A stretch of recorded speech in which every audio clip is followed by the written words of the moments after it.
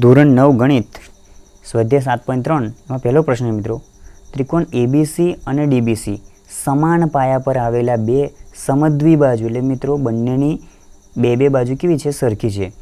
અને શિરોબિંદુ એ અને ડીને એટલે કે બંનેના એક એક બિંદુ બીસીની એક જ બાજુએ ઉપર તો ઉપર નીચે તો નીચે આવેલા છે. જો એડીને લંબાવવામાં આવે તો બીસીને પી બિંદુમાં છેદે છે. તો સાબિત કરો કે આ ચાર ઓપ્શન આપણે આપેલા છે. તો સૌથી પહેલાં આપણે આકૃતિ દોરવી પડશે અને પછી આપણે પહેલો જે વિકલ્પ છે એને સાબિત કરીએ. સૌથી પહેલાં આપણે સમજવા માટે કાચી આકૃતિ દોરીએ. તો જો બી પાયો કીધો છે તો સૌથી પહેલાં આપણે બીસી દોરીએ છીએ. બીસી પાયો કીધો છે, બરાબર? બીસી પાયો છે. એના પર એબીસી ત્રિકોણ બનાવવાનો છે, જેમાં સમાન પાયા પર આવેલા સમદ્વિબાજુ બે ત્રિકોણ બનાવવાના. શિરોબિંદુ એ અને ડી બીસીની એક જ બાજુએ. મિત્રો જે બીસી છે એની એક જ બાજુએ આપણે એ અને ડી રાખવાના છે, બરાબર? તો અહીંયા આપણે ડી રાખીશું અને આપણે એ રાખીશું. પછી આપણે આમાં આમ કરીને જોડી દેવાના. તો જો આપણી આકૃતિ અહીંયા રેડી છે. હવે આપણે આકૃતિને પાક્કી દોરીએ છીએ. તો આપણે પાક્કી આકૃતિ દોરી છે. તેમજ અહીંયા જો અલગ તરીકે તમને બતાવવા માટે એટલે કે તમે વધારે હાઇલાઇટ થાય એટલે માટે જે આપણે સાબિત કરવાના છે ત્રિકોણ એક રૂપ એને મેં અલગ રેડ કલરથી બતાવ્યા છે, બરાબર? તો ચલો આપણે અહીંયા લખીએ. સૌથી પહેલાં મિત્રો, સૌથી પહેલાં જે ત્રિકોણ આપણને નજર પડશે તે લખવાનું એબીડી, ત્રિકોણ એબીડી અને આ તરફનો ત્રિકોણ એસીડી માટે. હવે મિત્રો જો બંને સમદ્વિબાજુ છે એટલે કે આ બાજુ અને આ બાજુ કેવી છે? સરખી. તો આપણે લખીએ એબી અને એસી સમાન છે. એબી બરાબર એસી સમદ્વિબાજુ છે માટે. બીજી વસ્તુ મિત્રો, હવે આ ત્રિકોણની વાત કરીએ ને નીચેના ત્રિકોણની. ડીબીસી ત્રિકોણ જે છે એમાં પણ આ બંને બાજુ સરખી છે. તો મિત્રો આ ત્રિકોણની પણ આ બાજુ કહેવાય, આની પણ આ બાજુ કહેવાય. તો આ બંને બાજુ કેવી થશે? સરખી થશે. તો લખીએ ડીબી બરાબર ડીસી.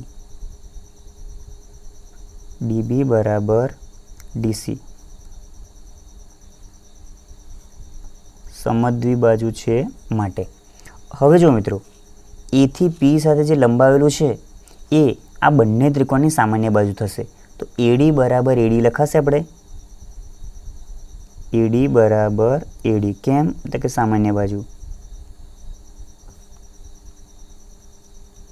અહીંયા જો મિત્રો 1, 2 અને 3 આપણને 3 શરત સાબિત કરવાની તે અહીંયા મળી ગઈ છે. તો કઈ છે? બાજુ, બાજુ અને બાજુ. તો આપણે લખાય અહીંયા આગળ કે બાજુ, બાજુ અને બાજુ શરત અનુસાર ત્રિકોણ એબીડી એટલે કે આ રેડ કલરનો ત્રિકોણ એકરૂપ છે ત્રિકોણ આ રેડ કલરનો એટલે કે એસીડી. આ સાથે મિત્રો આપણે જે પહેલો વિકલ્પ જે સાબિત કરવાનો હતો એ અહીંયા થઈ ગયો છે.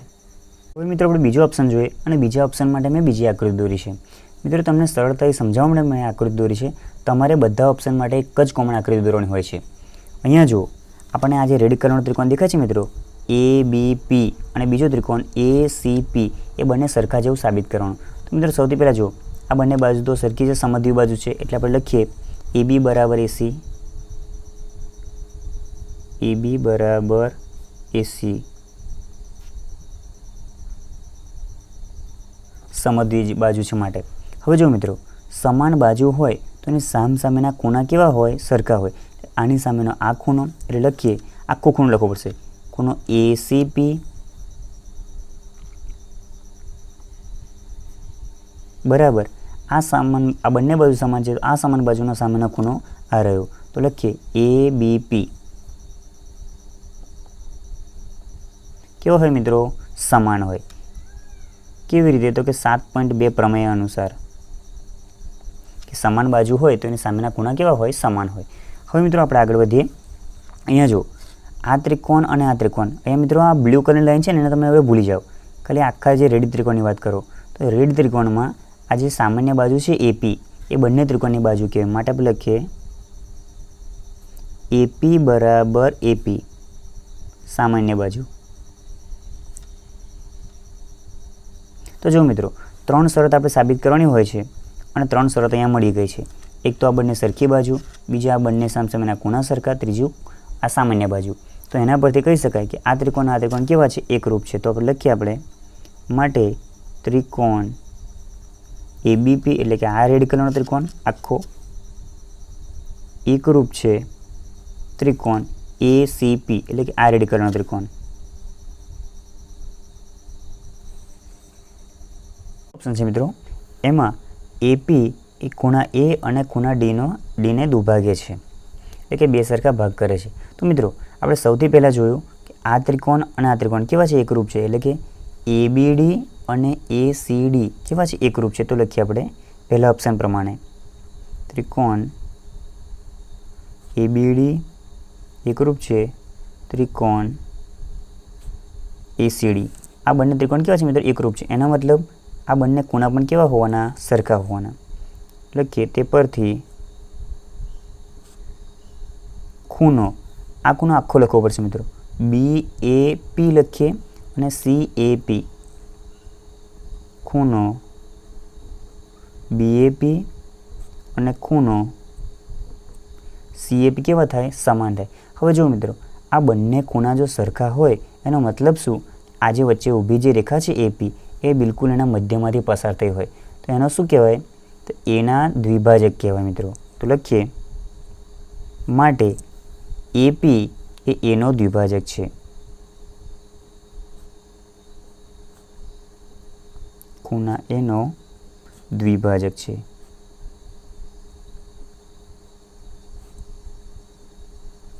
હવે મિત્રો આપણે ડીનો AP જે છે એ ડીનો દ્વિભાજક છે એવું આપણે સાબિત કરવાનું. તો સૌથી પહેલાં મિત્રો આ બંને ત્રિકોણને આપણે એકરૂપ લખવા પડશે. તો જો આ તો સમદ્વિબાજુ છે એટલા માટે આ બંને બાજુ તો સરખી હોવાની. તો આપણે લખીએ DB બરાબર DC.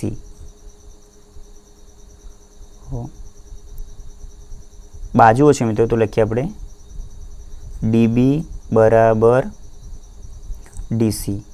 કેમ? તો કે સમદ્વિબાજુ છે એટલા માટે. હવે જુઓ મિત્રો BP અને BC પણ સરખા છે તો એ પણ લખીએ આપણે BP બરાબર CP. બરાબર, એમાં કંઈ લખવાની જરૂર નથી. હવે જુઓ DP એની સામાન્ય બાજુ છે તો એ પણ લખીએ આપણે DP બરાબર શું થશે? DP સામાન્ય બાજુ. હવે જો મિત્રો ત્રણ બાજુ આપણે ત્રણ વસ્તુ મળી ગઈ. કઈ? બાજુ, બાજુ અને બાજુ. તો લખીએ અહીંયા બાજુ, બાજુ અને બાજુ શરત અનુસાર બંને ત્રિકોણ કેવા કહેવાય? એકરૂપ કહેવાય. કયા કયા ત્રિકોણ? તો ત્રિકોણ DBP અને DCP. DBP એકરૂપ છે ત્રિકોણ DCP થાય મિત્રો. હવે જો આ બંને ત્રિકોણ એકરૂપ હોય તો એનો મતલબ આ બંને ખૂણા પણ કેવા હોય? સમાન હોય. તો લખીએ આપણે BDP એટલે કે આ ખૂણો માટે ખૂણો BDP સરખો છે ખૂણો CDP એટલે કે આ ખૂણો. બરાબર, સરખા થાય મિત્રો. તો આ બંને ખૂણા સરખા હોય તો ઊભી જે રેખા છે એ બિલકુલ એના મધ્યમાંથી પસાર થાય એટલે કે Dને દુભાગે છે. માટે AP એ ખૂણા Dનો દ્વિભાજક છે મિત્રો. અહીંયા જો દુભાગ્ય જેવું પૂછ્યું છે તો લખવાનું દુભાગ્ય છે. જે પૂછ્યું હોય એ આપણે લખવાનું.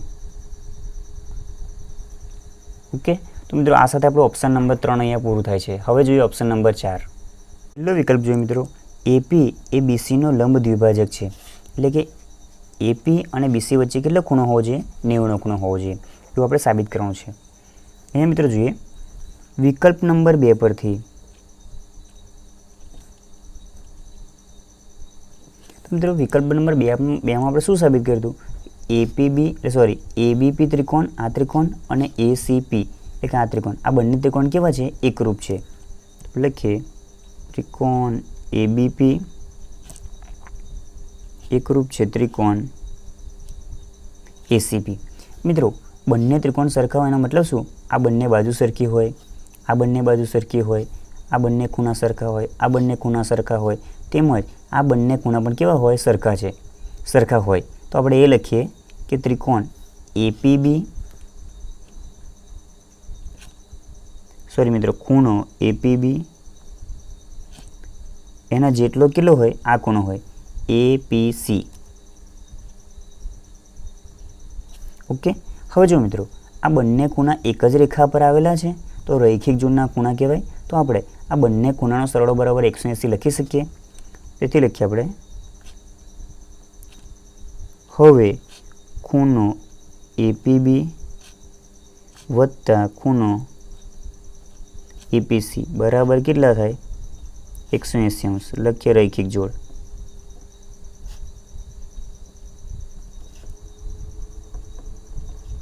ઓકે. હવે જો મિત્રો, એપીબી અને એસીપી બંને કેવા છે? સરખા જ છે. તો આપણે લખીએ અહીંયા બંને જગ્યાએ કોઈ એક જ નામ આપી શકીએ કારણ કે બંને કેવા છે? સરખા છે. તો લખીએ આપણે એપીબી પ્લસ એસીપીની જગ્યાએ પણ આપણે એપીબી લખીએ. ઓકે. બરાબર 180 લખવાના મિત્રો. હવે આ બંને સરખા છે તો એક વખત લખી દેવાના. બરાબર, બંને સરખા છે એટલે 2 લખે અને બંને એક વખત લખી દેવાનું નામ. એપીબી બરાબર 180°. હવે જો 2ના છેદમાં રહેશે. ખૂણો એપીબી બરાબર કેટલા હશે મિત્રો? 180ના છેદમાં 2 મળશે આપણને. એટલે ખૂણો એપીબી બરાબર થશે 90°. હવે મિત્રો, 90°ના ખૂણાનો મતલબ શું થાય? તો કે જે ખૂણો 90° હોય તે બંને રેખાઓ એકબીજાને કાટખૂણે દુભાગે છે. તેથી જે એપી બાજુ છે, ઊભી બાજુ, એ બીસીનો લંબ દ્વિભાજક કહેવાય.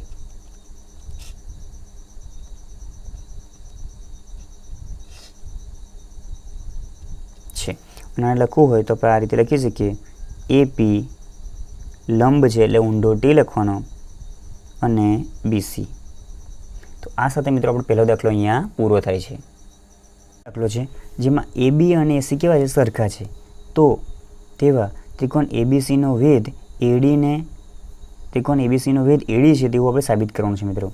અહીંયા જો આ બંને ત્રિકોણ કેવા છે? અહીંયા અને બાજુઓ સરખી આપણને આપેલી છે અને એવા આખા એબીસી ત્રિકોણનો વેધ એડી છે એવું આપણે સાબિત કરવાનું છે. અને એના પરથી આપણા 2 ઓપ્શન આપેલા છે તે ઓપ્શન મિત્રો. બીજો દાખલો જોઈએ મિત્રો, જેમાં એબી અને એસી સમાન છે તેવા એબીસી ત્રિકોણનો વેધ એડી છે. બરાબર, આખો જે ત્રિકોણ છે એનો વેધ એડી છે.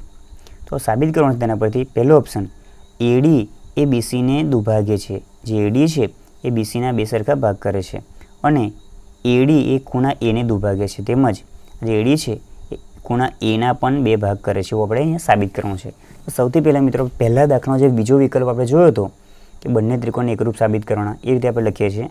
આ બંને બાજુ સરખી છે તો એ લખીએ સૌથી પહેલાં આપણે, એબી બરાબર એસી સમદ્વિબાજુ માટે. ઓકે. હવે જો મિત્રો, અહીંયા સમદ્વિબાજુ છે તો એની સામસામેના ખૂણા પણ કેવા થાય? સરખા છે. તો આની સામેનો ખૂણો આ ખૂણો એટલે કે એસીડી, ખૂણો એસીડી સરખો છે ખૂણો એબીડી.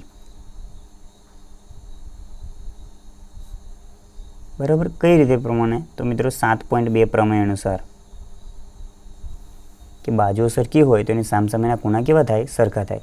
હવે જો મિત્રો, એડી એ વેધ છે તો એ બંને સરખા બંને ત્રિકોણ માટે કોમન બાજુ દેખાય છે આપણને. તો એ લખીએ આપણે, એડી બરાબર એડી કૌંસમાં લખવાનું સામાન્ય બાજુ. ઓકે. તો હવે મિત્રો જો આપણને મળ્યું બાજુ, ખૂણો અને બાજુ, અથવા તો બાજુ, બાજુ અને ખૂણો. તો લખીએ આપણે, બાબાખુ શરત અનુસાર બંને ત્રિકોણ કેવા છે? એકરૂપ છે. બંને ત્રિકોણ કયા મિત્રો? એબીડી અને એસીડી.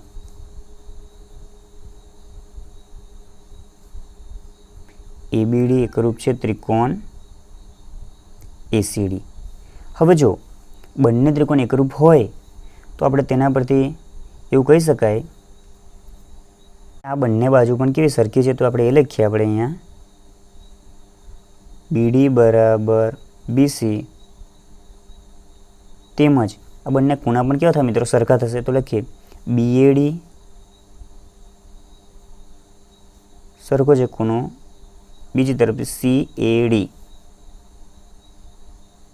હવે જો મિત્રો BD AC આ બંને બાજુ કેવી છે? સરખી છે. આ બંને ખૂણા કેવા છે? સરખા છે. એનો મતલબ કે BC ને AD કેવા છે? દુભાગે છે. તો એના પરથી આપણે પહેલું ઓપ્શન લખીએ AD એ BC ને